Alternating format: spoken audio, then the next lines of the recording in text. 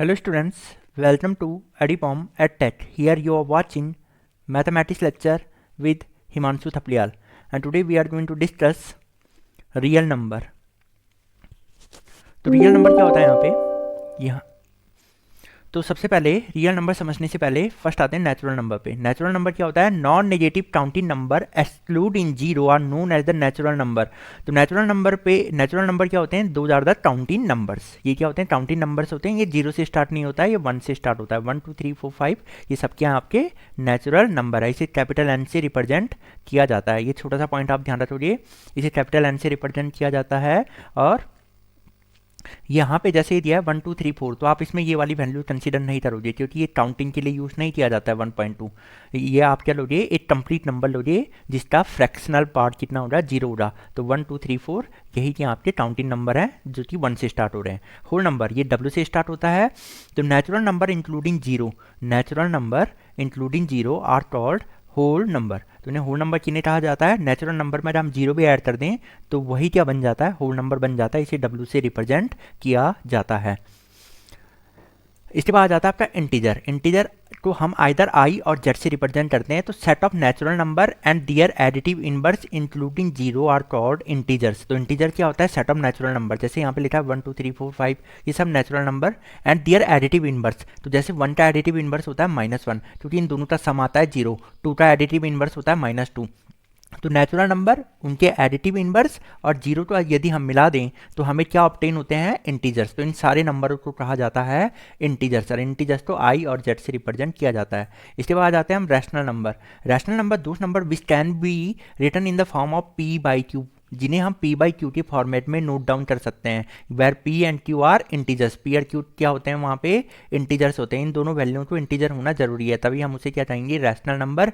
Q की value zero नहीं होती है। Why? If Q is zero then P/Q will become undefined. ये क्या हो जाएगा? अनडिफाइंड। इसलिए Q जीरो नहीं हो सकता, किसी भी नंबर का डिनोमिनेटर जीरो नहीं होता है। तो यहाँ पे 2 क्या रैशनल नंबर है? यस, क्योंकि 2 के डिवाइड में 1 है। 2 और 1 दोनों इंटीजर है। क्या 3 रैशनल नंबर है? ये 3 रैशनल नंबर है क्योंकि 3 के डिवाइड में 1 है और दोनों इंटीजर हैं। 3/5 5/9 10/7 इवन जो नॉन टर्मिनेटिंग बट रिपीटिंग रहते हैं वो भी क्या होते हैं?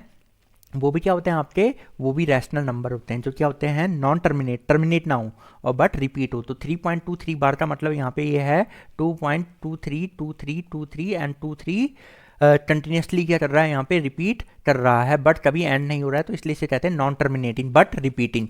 ये भी क्या होते हैं? रैशनल नंबर होता है। क्या 0.3 है? क्या रैशनल नंबर है? ऐसे में तो ये नहीं लग रहा है कि ये रैशनल नंबर है, पर इसे बनाया जा सकता है। हम डिनोमिनेटर में इसके 1 है, दोनों को 10 से मल्टीप्लाई करके इसे हम क्या रैशनल नंबर में कन्वर्ट कर सकते हैं।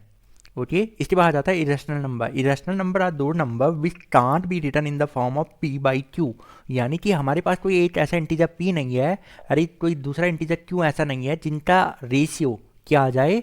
एक इन यहाँ पे एक कोई हमें यहाँ से दो इंटीजर नहीं मिलते हैं कि मैंने इंटीजर P को इंटीजर Q से डिवाइड कर दिया और आंसर क्या आ जाए? E आ जाए, या इंटीजर P को इंटीजर Q से डिवाइड कर दिया और आंसर क्या आ जाए? पाई आ जाए। तो हम पे कोई दो इंटीजर ऐसे नहीं है जिनका रेशियो क्या आ जाए? E आ जाए, पाई आ जाए, या √2 आ जाए, या √3 आ जाए। तो हम पे कोई दो ऐसे इंटीजर नहीं है। तो ऐसे नंबर को क्या कहते हैं? हम इर्रेशनल नंबर कहते हैं, जिन्हें हम P/Q के फॉर्म में एक्सप्रेस नहीं कर सकते। यदि आप सोचते हो कि √2 को हम ऐसे तो नोट कर सकते हैं, कैसे?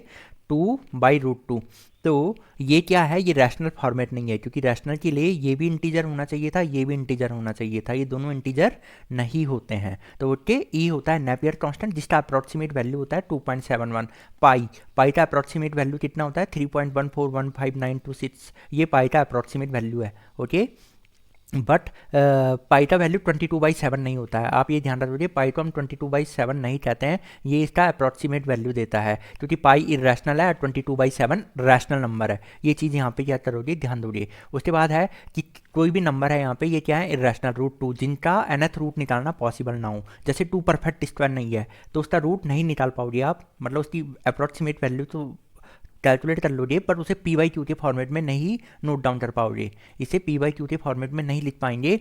√2 की वैल्यू तो आप कैलकुलेट कर सकते हो, ठीक है, जो आपने स्क्वायर रूट निकालने का मेथड पढ़ा है, बट हम √2 को P/Q के फॉर्मेट में नोट डाउन नहीं कर सकते। सेम वे √3 को हम P/Q के फॉर्मेट में नहीं ले सकते हैं। यहाँ पे लिखा है 7th रूट ऑफ 5, तो इस बात का मतलब होता है 5⁻1/7, इसे भी हम p/q के फॉर्मेट में नहीं लिख पाएंगे।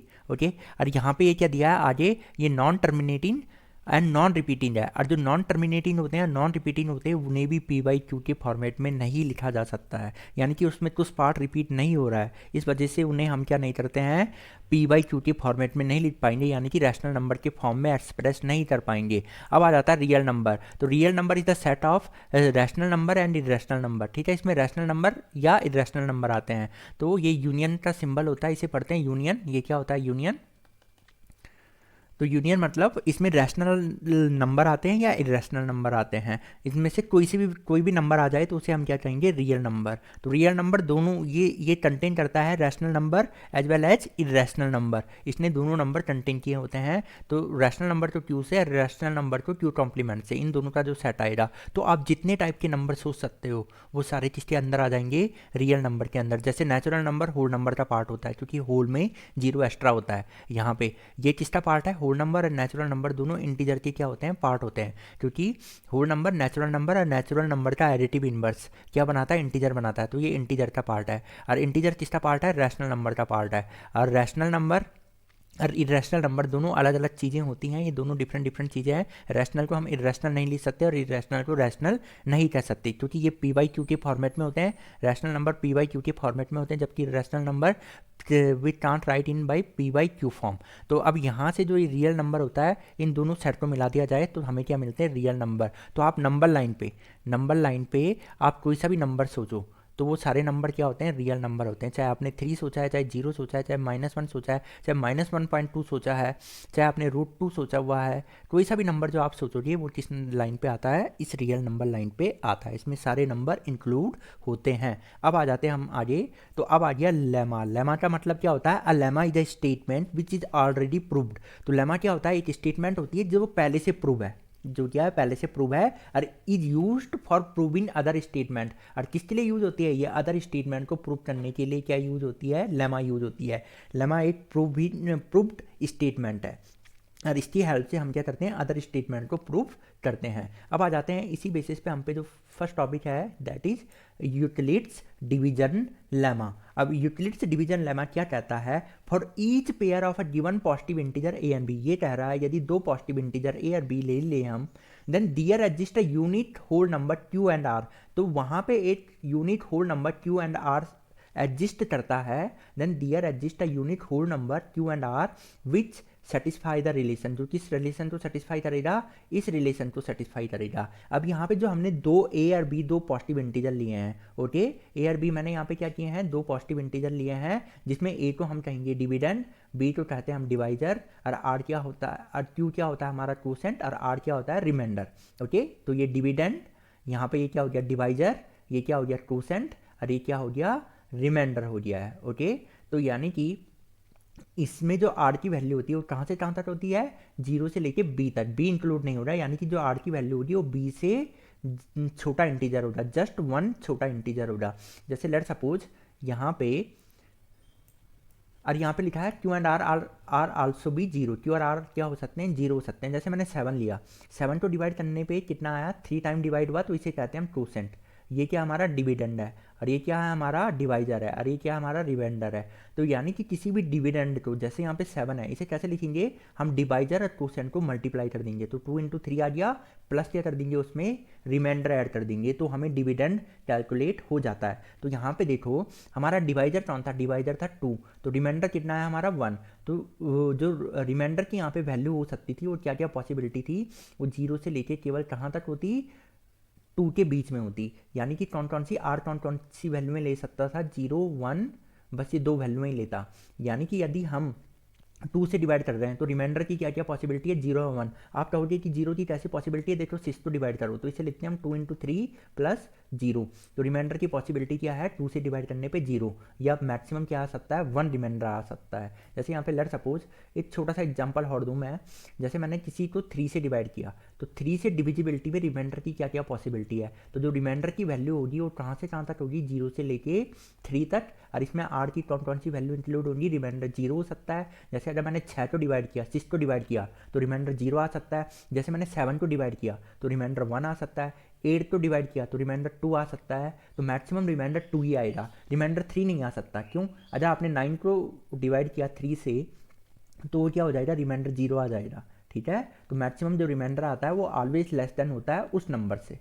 तो ये था आपका कौन सा, यूक्लिड डिवीजन लेमा, यानी कि किसी भी दो पॉजिटिव इंटीजर हैं उन्हें इस फॉर्म में एक्सप्रेस किया जा सकता है। क्यू और आर की वैल्यू 0 हो सकती है। आप बोलोगे क्यू की वैल्यू कैसे में पॉसिबल है 0?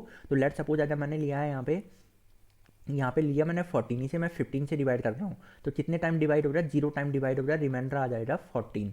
तो क्वोशेंट भी 0 हो सकता है, रिमाइंडर भी 0 हो सकता है, ये पॉसिबिलिटी है। तो इसके बाद आ जाते हैं हम एल्गोरिथम। एल्गोरिथम क्या होती है? It is a series of well defined steps. ये क्या होता है? It is a series of well defined steps to solve a particular type of a problem in a well defined manner. तो algorithm क्या होता है? ये सीरीज ऑफ स्टेप है। ठीक है, ये क्या है? वेल डिफाइंड स्टेप है। ये स्टेप हमें क्या बताएंगे कि हमें किस प्रॉब्लम को कैसे सॉल्व करना है। तो ये वेल डिफाइंड होता है, ये बताता है इसके बाद आपको ये स्टेप फॉलो करना है, इसके बाद ये स्टेप फॉलो करना है, then we will get our answer. Okay, तो एल्गोरिथम क्या है? ये क्या है? ये स्टेप हैं जो हमें क्वेश्चन को सॉल्व करने में हेल्प करते हैं। तो इसी बेसिस पे यूक्लिड डिवीजन एल्गोरिथम। तो यूक्लिड डिवीजन एल्गोरिथम क्या होती है?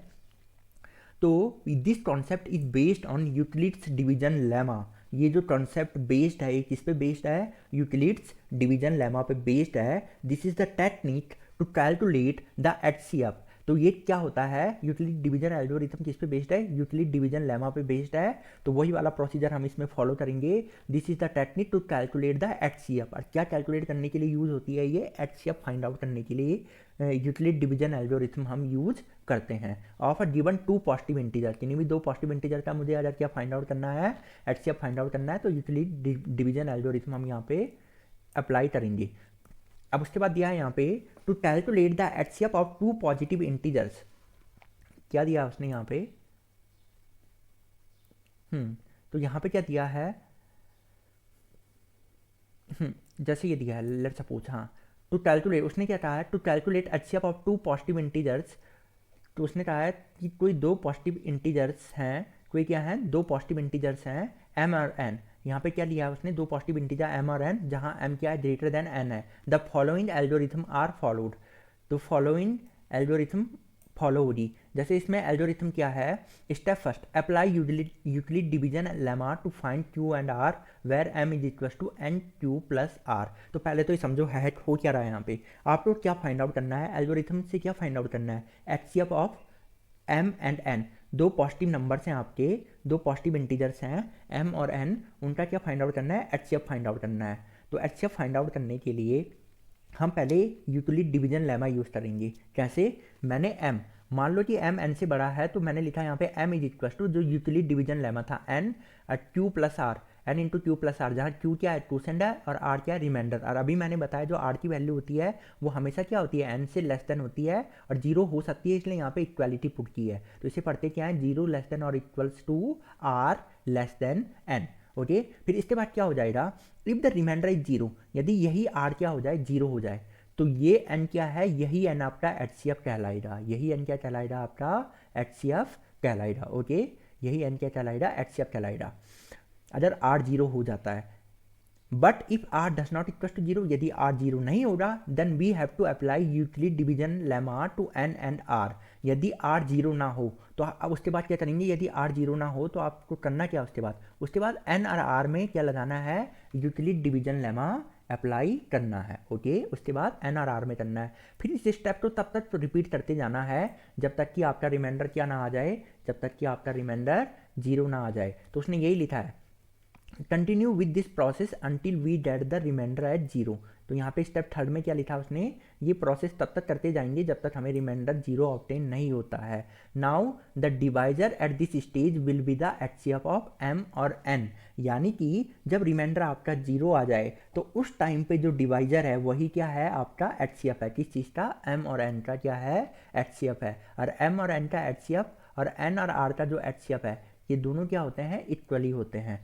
तो इसे with the help of question समझो। जैसे उसने बोला है find the HCF of 28 and 42, आपको क्या करना है 28 एंड 42 का एचसीएफ फाइंड आउट करना है।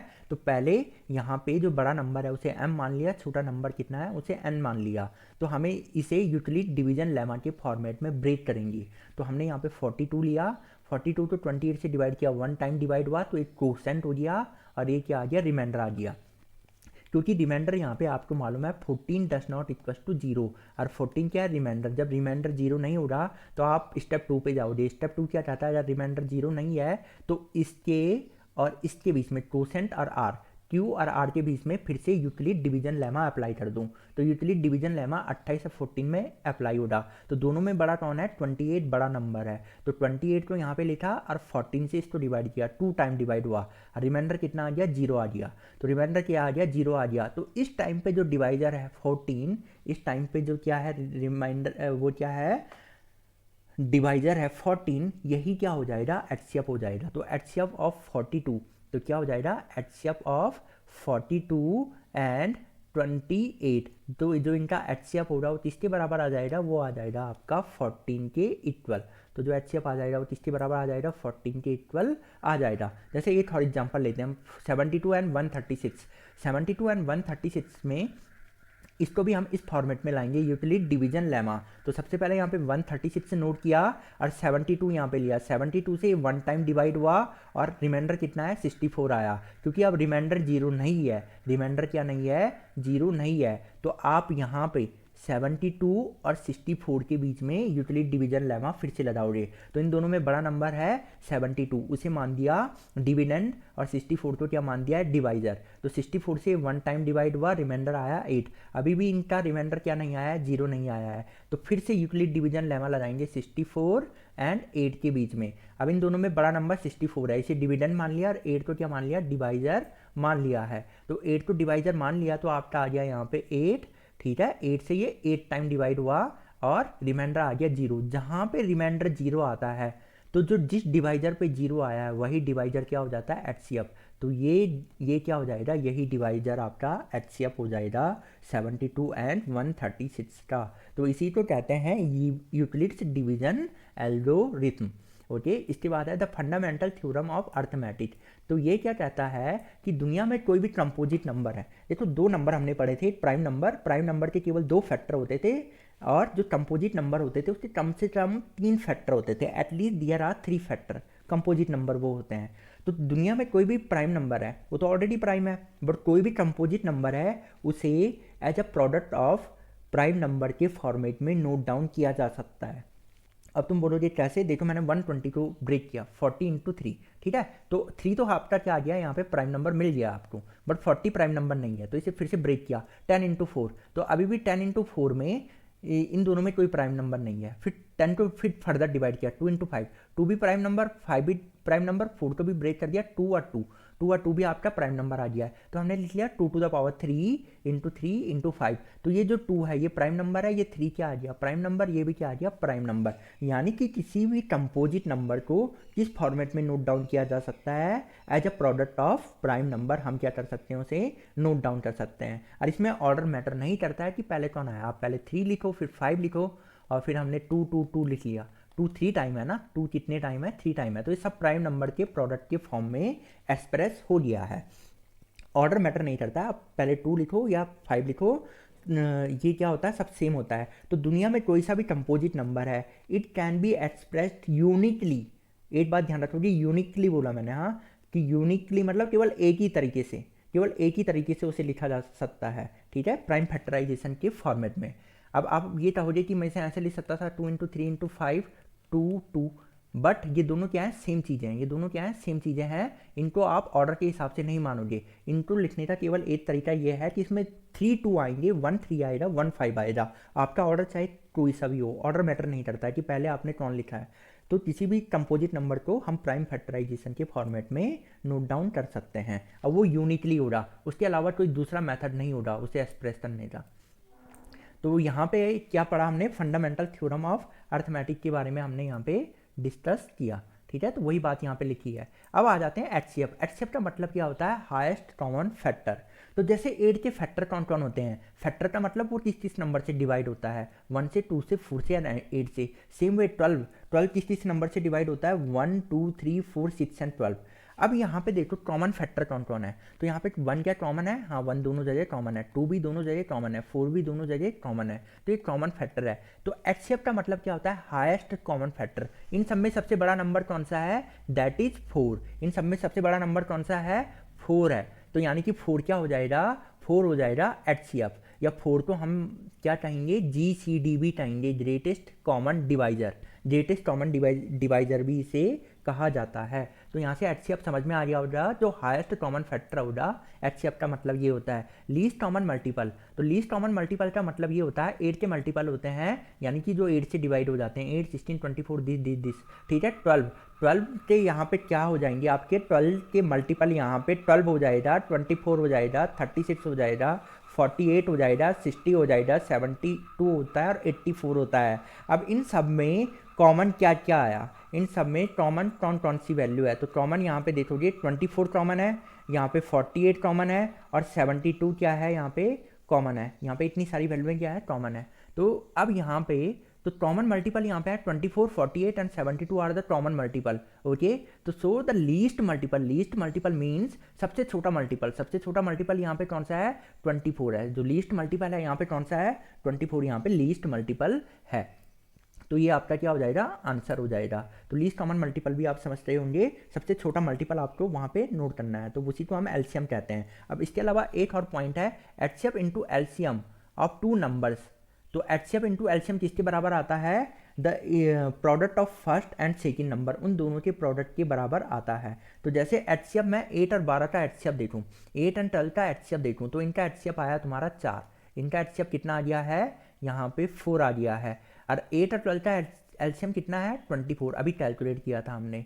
तो अब यहाँ पे एचसीएफ इंटू एलसीएम कर दिया जाए, तो 4 इंटू 24 कितना हो गया आपका, 96 हो गया है। 4 इंटू 24 मल्टीप्लाई होकर कितना है, 96। और जो दोनों नंबर हैं 8 एंड 12, इनको मल्टीप्लाई करने पे भी हमें कितना ऑब्टेन हुआ है, वी ऑब्टेन्ड 96। तो हमने दोनों केस में 96 ऑब्टेन किया है। हमने बोथ केस में क्या ऑब्टेन किया, 96 ऑब्टेन किया है। तो यानी कि HCF into LCM of any two number is equals to first number into second number. अब आ जाते हैं इसके बाद rational number and their decimal expansion. जैसे मान लो कि जेड कोई क्या है, एक रैशनल नंबर है, ठीक है, और हमने उसे किस फॉर्मेट में लिखा है, ए बाई बी क्या है फॉर्मेट में लिखा है, और ए और बी आपस में क्या है, यहाँ पे को प्राइम नंबर है, क्या है, को प्राइम नंबर है। यदि b को मैंने प्राइम फैक्टराइजेशन फॉर्मेट में लिखा, जैसे 2 to the power m, 5 to the power n, जहाँ पे m और n क्या होंगे, नॉन नेगेटिव इंटीजर होंगे। नॉन नेगेटिव इंटीजर का मतलब होता है m और n की वैल्यू या तो 0 हो सकती है, 1 हो सकती है, 2 हो सकती है, कोई सी भी वैल्यू हो। बट b केवल क्या है, b 2 और 5 का क्या है, प्राइम फैक्टराइजेशन फॉर्मेट में केवल इसमें 2 आया और 5 आया। यदि ऐसा हो, b में केवल किसके फैक्टर हों, 2 और 5 के फैक्टर हों, या तो केवल 2 के फैक्टर हो जाए, या केवल 5 के फैक्टर हो जाए, या क्या हो जाए, दोनों के फैक्टर हो जाए। मैंने क्या कहा, यदि b में केवल या तो 2 के फैक्टर हो, या केवल 5 के फैक्टर हो, या दोनों का कॉम्बिनेशन हो, तो इस केस में क्या होता है, a और b मैंने ऑलरेडी मेंशन कर दिया को प्राइम है, तो इस केस में ये हमेशा टर्मिनेटिंग डेसिमल एक्सपेंशन आएगा। इस केस में क्या आएगा, हमेशा टर्मिनेटिंग डेसिमल एक्सपेंशन आएगा, यानी कि पॉइंट के बाद, यानी कि डेसिमल के बाद आपका क्या हो जाएगा, ये टर्मिनेट हो जाएगा। डेसिमल के बाद ये कुछ डिजिट आएंगी इसमें, उसके बाद क्या हो जाता है, ये टर्मिनेट हो जाता है। ओके, ये हमेशा टर्मिनेट हो जाएगा यदि ऐसा होता है, केवल अगर 2 और 5 के फैक्टर है, उसके अलावा कोई अदर फैक्टर नहीं होना चाहिए, जैसे 3 का फैक्टर नहीं होना चाहिए, 7 का फैक्टर नहीं होना चाहिए, केवल 2 या 5 की, या उनमें से कोई 8 हो तो भी चलेगा। उस केस में भी हमेशा में टर्मिनेटिंग डेसिमल एक्सपेंशन मिलेगा। जैसे 3/5 है तो नीचे केवल 5 है, 2 तो है नहीं, तो अगर आप 3 को 5 से डिवाइड करो तो 0.6, तो ये क्या है, टर्मिनेटिंग डेसिमल एक्सपेंशन है। 0.6 पे ये क्या हो गया है, टर्मिनेट हो गया है। क्या हो गया है, टर्मिनेट हो गया है। जैसे 7/200, इसमें देखो 2 और 5 के क्या है, फैक्टर हैं केवल, नीचे किसके फैक्टर हैं, केवल 2 और 5 के फैक्टर हैं, बाकी अदर कोई फैक्टर नहीं है, तो ये भी टर्मिनेट होना चाहिए। तो देखो ये टर्मिनेट हो गया, कितना आ जाएगा, 0.035, कितना आ जाएगा, 0.035। ये मैंने कैसे सॉल्व किया, मैंने 5 से ऊपर नीचे मल्टीप्लाई किया, क्यों, ताकि 2 का पावर 3 या 5 का पावर भी क्या हो जाए, 3 हो जाए। तो 3 कॉमन आ जाएगा, 2 इंटू 5 10 हो जाएगा, तो 10 कितना होता है, 10 का क्यूब होता है 1000, तो 1000 से 35 को डिवाइड करोगे तो 0.3 प्लेस आगे शिफ्ट हो जाएगा, 0.035 आंसर आ जाएगा।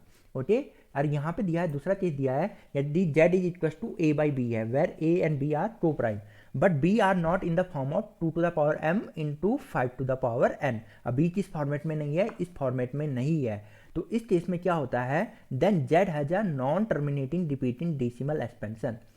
ये तो नॉन टर्मिनेट हो रहा बट रिपीटिंग डेसिमल एक्सपेंशन हो रहा है। जैसे 4/15 है तो 4/15 को हमने लिखा 3/5, तो देखो इसमें 2 और 5 का फैक्टर के अलावा यहाँ पे क्या है, 3 आया है। यहाँ पे 2 का फैक्टर तो है नहीं बट 5 का फैक्टर है, बट उसके अलावा यहाँ पे क्या आया है, 3 का फैक्टर आया है। तो कभी भी ऐसा हो जाए 2 और 5 के अलावा अगर यहाँ पे कोई फैक्टर आता है तो ये कभी भी टर्मिनेट नहीं हो सकता, ये कभी भी टर्मिनेट नहीं हो रहा। तो मैंने इसे सॉल्व करने के लिए क्या किया, पहले 2 से ऊपर नीचे मल्टीप्लाई कर दिया, 8/10, 8/10 बन जाता 0.8, तो ये जो 3 है 3 से इसे डिवाइड किया तो ये आया, तो एक्चुअल में ये कितना आया 0.26 बार, यानी कि ये कभी भी टर्मिनेट नहीं हो रहा। तो ये क्या होता है, non terminating but repeating. Okay, ये क्या होता है, नॉन टर्मिनेटिंग बट रिपीटिंग। तो आप केवल कितना ध्यान रखोगे, ये ध्यान रखोगे यदि नीचे डिनोमिनेटर में 2 और 5 के फैक्टर हैं तो हमेशा टर्मिनेट होगा, बट अगर नीचे डिनोमिनेटर में 2 या 5 के फैक्टर के अलावा अगर कोई अदर फैक्टर आता है तो ये कभी भी टर्मिनेट नहीं होगा बट रिपीट होगा, हमेशा क्या होगा, रिपीट होगा। तो वही बात यहाँ पे लिखा है, the decimal expansion of every rational number is either terminating, या तो टर्मिनेट होगा या क्या होगा, नॉन टर्मिनेटिंग रिपीटिंग होगा, या तो क्या होगा, non terminating repeating. The decimal form of a irrational number, यदि इरेशनल नंबर का मैं डेसिमल फॉर्म की बात करूं वो हमेशा क्या होता है, नॉन टर्मिनेटिंग एंड रिपीटिंग, ना तो टर्मिनेट होता है ना ही वो रिपीट होता है। जैसे यहाँ पे मैं यहाँ पे कोई एग्जांपल अगर लूँ, जैसे मैंने पाई लिया है, पाई ठीक है, ये कितना होता है 3.1415926 तो देखो इसमें कोई पैटर्न नहीं मिलेगा, ये रैंडम ऑर्डर है, तो ये तो ना ही टर्मिनेट हो रहा है ना ही क्या हो रहा है, इसमें कोई पार्ट रिपीट होना स्टार्ट हो रहा है। तो जो इरेशनल नंबर होता है उसका डेसिमल फॉर्म हमेशा क्या होता है, non terminating and non repeating, ठीक है, और नॉन रिपीटिंग, ना तो टर्मिनेट होता है ना रिपीट होता है। इसके बाद यहाँ पे दिया है, if p is a prime number and p divides a square then p is one of the prime factor of a square which divides a। तो यहाँ पे इसने क्या कहा है, यदि p कोई प्राइम नंबर है और p डिवाइड्स a स्क्वायर, अब p किसे डिवाइड कर रहा है, a स्क्वायर को डिवाइड कर रहा है, then p is one of the prime factor of a square which divides a। तो p क्या होगा, ए स्क्वायर के उन प्राइम फैक्टरों में से होगा जो किसे डिवाइड करेगा, जो ए को भी डिवाइड करेगा। तो इन शॉर्ट आप ऐसे समझो कि ए कोई पॉजिटिव इंटीजर है, तो ए स्क्वायर मॉड पी, इस बात का मतलब ये होता है, ये लिखा है 0, इस बात का मतलब वो ये हुआ कि यदि ए स्क्वायर को पी से डिवाइड करेंगे तो रिमाइंडर 0 आएगा। ये रिमाइंडर तो शो करता है, ए स्क्वायर को पी से डिवाइड करने पे रिमाइंडर 0 आया है, तो ये क्या इंप्लाई करेगा, ये सिंबल होता है इम्प्लाइज दैट, ये सिंबल क्या होता है, इम्प्लाइज दैट। तो ये किस बात में इंप्लाई करता है, ये इंप्लाई करता है कि a मॉड p क्या आएगा, 0, मतलब रिमाइंडर क्या आएगा, इस केस में भी 0 आएगा। तो यानी कि अब आपको ये थ्योरम समझ में आ गया होगा, क्या है कि कोई भी नंबर है a स्क्वायर, यदि मैं उसको p से डिवाइड करूँ, अगर रिमाइंडर क्या आ रहा है, 0 आ रहा है, ठीक है, रिमाइंडर क्या आ रहा है, 0 आ रहा है, तो दिस इंप्लाइज दैट। तो क्योंकि ये थ्योरम है, थ्योरम का मतलब क्या होता है, थ्योरम का मतलब ऐसे समझो, इफ के बाद कुछ कंडीशन होती है, यहाँ पे इफ के बाद यहाँ पे क्या आती है, कंडीशन, और फिर यहाँ पे देन रहता है, देन के बाद होता है असर्शन यहाँ पे, यानी कि इफ के बाद ये कंडीशन फॉलो हो रही है तो जो देन के बाद ये लिखा हुआ है यहाँ पे, ये हमेशा फॉलो होता है, ये क्या होगा, ये हमेशा फॉलो होता है। तो ए स्क्वायर बाई पी है, तो इस केस में अगर रिमाइंडर 0 आ रहा है तो दिस इंप्लाइज दैट, यदि ये कंडीशन सेटिस्फाई हो रही है देन क्या हो जाएगा, ए भी पी से डिवाइड होगा और इसका रिमाइंडर आएगा 0। जैसे लेट सपोज मैंने एग्जाम्पल लिया है यहाँ पे, 147 का स्क्वायर 7 से डिवाइड होता है, ठीक है, इसका रिमाइंडर क्या आ गया, 0, डिवाइड होने का मतलब रिमाइंडर 0, तो पूरा कंप्लीटली डिवाइड हो रहा है। तो इस बात से ये इंप्लाई हो रहा है कि 147 भी किससे डिवाइड हो रहा, 7 से डिवाइड हो रहा है, इस टाइम पे भी रिमाइंडर क्या आएगा, 0 आ जाएगा, इस केस में भी रिमाइंडर क्या आ जाएगा, 0 आ जाता है। तो यहाँ तक तो आपको समझ में आ गया कि इसे कैसे सॉल्व करना है। इसके अलावा एक छोटा सा नोट ये ध्यान रख सकते हो कि कोई भी प्राइम नंबर है, एनी प्राइम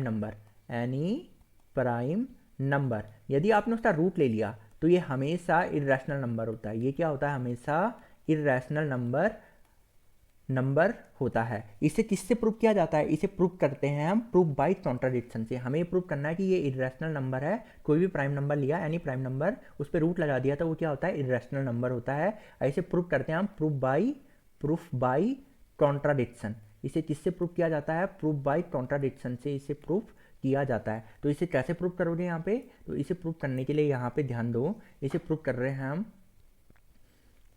प्रूव करेंगे अब हम इसे with the help of proof by contradiction. जैसे हमें ये प्रूव करना है कि √5 इज एन इरेशनल नंबर, ये क्या है? इज एन इरेशनल नंबर, ये प्रूव करना है। तो इसे प्रूफ बाय कॉन्ट्राडिक्शन हम प्रूव करने वाले हैं। तो ये क्या रहेगा यहाँ पे? सबसे पहले हम यहाँ पे एजम्पशन मानेंगे। तो इसका स्टेप फर्स्ट क्या हो जाता है? हमने एजम्पशन किया है, एजम्पशन मतलब हमने मान लिया है, assumption √5 is a rational number, √5 is a rational number, √5 क्या आपका रैशनल नंबर है। ओके, उसके बाद क्या लिखोगे? उसके बाद यहाँ पे देखोगे since it is a rational number, so हमने ये एज्यूम किया है। तो इस बात का मतलब क्या हुआ? एजम्पशन में ये किया है। देन स्टेप 2 में क्या हो जाएगा? हम इसे रैशनल फॉर्मेट में लिखेंगे, कैसे? क्योंकि इसे एज्यूम किया हमने a बाई बी, और यहाँ पे लिखेंगे हम a by B is a coprime, a and b are coprime. हमने इसे रैशनल फॉर्मेट में लिख लिया a बाई बी, जो कि a और b क्या है यहाँ पे? को प्राइम है। ओके, फिर इसके बाद क्या करते हैं हम यहाँ पे? और एक कंडीशन हो रहा है इसके अंदर, and b does not equal to 0। अब मैंने इस b को उस साइड भेज दिया, तो a बराबर कितना आ जाएगा? √5b, दोनों साइड स्क्वायर कर दिया, स्क्वायर करने पे कितना आ गया? 5b square. ये कितना आ गया आपका? 5b स्क्वायर के बराबर आ गया है। इस बात से क्या मतलब पता चलता है आपको? इस बात से हमें ये पता चला, अभी जो आपने थ्योरम पढ़ी थी उसी का हम यहाँ पे क्या करने वाले हैं? यूज करने वाले हैं। तो a स्क्वायर बराबर कितना है यहाँ पे? 5b स्क्वायर है। a स्क्वायर बराबर कितना है? 5b स्क्वायर है। That means this implies that a square is multiple of, ठीक है, इज अ मल्टीपल ऑफ 5। ठीक है, यहाँ पे कितना समझ में आ गया? a square is divisible by 5। तो अभी आपने थ्योरम पढ़ी थी ऊपर, इससे जस्ट पहले थ्योरम क्या कहती थी? यदि a स्क्वायर को कोई प्राइम नंबर डिवाइड करता है, a स्क्वायर को कोई प्राइम नंबर डिवाइड करता है, तो a को भी क्या करता है? वही प्राइम नंबर डिवाइड कर देता है। तो आप इससे इंप्लाई कर सकते हो a is also, this imply that a is also divisible by 5। ये भी किससे डिवाइड हो जाएगा? 5 से डिवाइड हो जाएगा। यदि a 5 का मल्टीपल है तो a को हम क्या लिख सकते हैं? 5k के फॉर्मेट में हम नोट डाउन कर सकते हैं। तो a क्या हो जाएगा? 5k हो जाएगा, क्योंकि क्या है? a इज डिविजिबल बाई 5, यानी कि a क्या हुआ? 5 का मल्टीपल हो गया है। इससे अगर a 5 का मल्टीपल है तो इसी वैल्यू को उठा के हम कहाँ पे पुट कर लेंगे? इसे उठा के पुट कर देंगे, इसे इक्वेशन नंबर फर्स्ट मान लो। तो इसे क्या करेंगे हम? a इक्वल टू 5 के हमने कहाँ पे पुट कर दिया? इन इक्वेशन फर्स्ट, यहाँ पे हमने पुट कर दिया। पुट करने पे यू विल फाइंड आउट ये कितना आ जाएगा? a स्क्वायर, यानी कि आ जाएगा 25k square is equal to 5b square. इससे कितने टाइम डिवाइड हो गया? 5 टाइम डिवाइड हो गया। This implies that 5k square is equal to b square. ये क्या आ गया? 5k स्क्वायर किसके बराबर आ गया? b स्क्वायर के बराबर आ गया है। इस बात का मतलब हुआ दिस इंप्लाइज दैट कि यहाँ पे क्या हुआ है? जो b है वो 5 का मल्टीपल आ गया है। This implies that b square is divisible by 5, b square is divisible by 5। b square किससे डिविजिबल हो रहा है? 5 से क्या हो रहा है? यहाँ पे डिवाइड हो जा रहा है। b स्क्वायर किससे डिवाइड हो जा रहा है? 5 से डिवाइड हो जा रहा है। तो this implies that b is also, क्योंकि वही थ्योरम यूज करते हुए, this implies that b is also divisible by 5। ठीक है, इस बात का मतलब क्या हुआ? b is also divisible by 5, यानी कि हम b को क्या लिख सकते हैं कि b क्या है? अगर 5 से डिवाइड हो रहा है तो b भी किसका मल्टीपल है? b भी किसका मल्टीपल है? 5 का मल्टीपल है। तो इसे लिख लिया हमने 5k1। तो अब यहाँ पे देखो b किसका मल्टीपल है? 5 का मल्टीपल है। a भी किसका मल्टीपल आया? 5 का मल्टीपल आया। तो इस बात से हमें क्या पता चला? इस बात से हमें ये पता चला a और b का एक्सेप्ट क्या हो जाएगा? यहाँ पे 5 आ जाएगा। a और b में तो कॉमन टर्म क्या आ जाएगी? 5 आ जाएगी। तो कॉमन टर्म क्या है यहाँ पे? कॉमन क्या आ गया? a और b में क्या आ गया? कॉमन 5 आ गया। तो आप वहाँ पे क्या नोट करोगे कि since 5 is common factor for both a and b, 5 क्या है? कॉमन फैक्टर है for both a and b, तो it contradicts our assumption that a and b are coprime integers. ठीक है, कि a और b क्या हैं? को प्राइम इंटीजर्स हैं। तो a और b में दोनों में क्या है? 5 कॉमन है। तो इसने क्या कॉन्ट्राडिक्ट कर दिया? हमारा एजम्पशन। हमारा एजम्पशन क्या था? a एंड b को प्राइम था। इस एजम्पशन को इसने क्या कर दिया है? कॉन्ट्राडिक्ट कर दिया है। तो इस एजम्पशन को कॉन्ट्राडिक्ट करने का मतलब ये हुआ कि जो हमारा एजम्पशन था वो हमारा एजम्पशन ही गलत था। हमने एजम्पशन क्या माना था? √5 इज अ रैशनल। तो अगर वो कॉन्ट्राडिक्ट हो रही है वो बात, तो इस बात से क्या प्रूफ हो गया कि हमारा जम्पशन गलत था, our assumption is wrong, so √5 is a irrational number. तो यहाँ से ये प्रूफ हो गया कि √5 क्या है, एक इरेशनल नंबर होता है।